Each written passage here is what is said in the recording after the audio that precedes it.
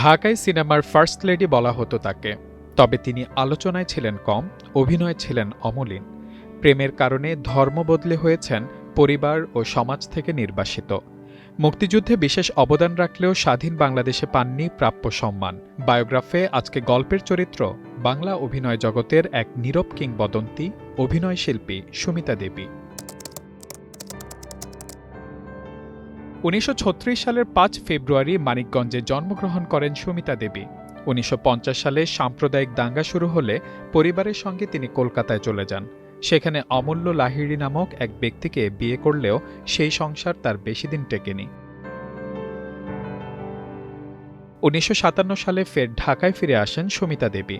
ঢাকায় এসে যুক্ত হন চলচ্চিত্রের সঙ্গে। হেনা ভট্টাচার্য থেকে হয়ে যান সুমিতা দেবী। চলচ্চিত্রের ফতেহ লোহানী তার নাম পাল্টে দেন। তার পরিচালিত আসিয়া সিনেমার নাম ভূমিকায় অভিনয় করেন সুমিতা দেবী। ইহতেশাম পরিচালিত এদেশ তোমার আমার সুমিতা দেবীর অভিনয় ক্যারিয়ারে অন্যতম একটি চলচ্চিত্র। এই সিনেমার সহকারী পরিচালক ছিলেন জহির রায়হান। এতে অভিনয় করতে গিয়েই জহির রায়হানের সঙ্গে পরিচয় সুমিতার। এরপর জহির রায়হান পরিচালিত কখনো আসেনি ছবিতে অভিনয়ের সুবাদে তাদের পরিচয় প্রণয়ে বদলে যায়। ১৯৬১ সালে জহির সুমিতার প্রেমের সম্পর্ক বিয়েতে গড়ায়। ধর্মান্তরিত হয়ে সুমিতা দেবী হয়ে যান নীলুফার বেগম।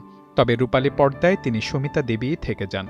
ধর্ম পরিবর্তনের পর নিজের পরিবারের সাথে দূরত্বের দেয়াল তৈরি হয় তার। কলকাতার পুরো হিন্দু সমাজ সামাজিকভাবে তাকে বর্জন করে। তাদের পরিবারে ২ সন্তান জন্ম নেয়, অনল রায়হান ও বিপুল রায়হান।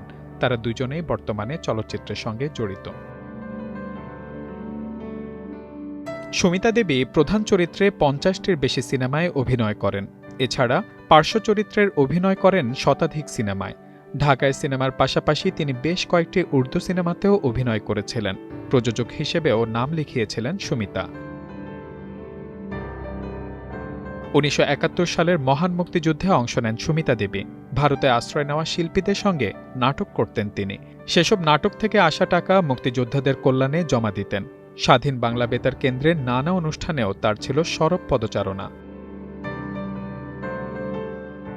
অভিনয় দক্ষতার স্বীকৃতিস্বরূপ তিনি অল পাকিস্তান ক্রিটিক অ্যাওয়ার্ড এবং নিগার প্রাইজ সম্মানে ভূষিত হন। বাংলাদেশের স্বাধীনতার পর তিনি বাদশাহ পুরস্কার এবং television reporters association of Bangladesh পুরস্কার লাভ করেন।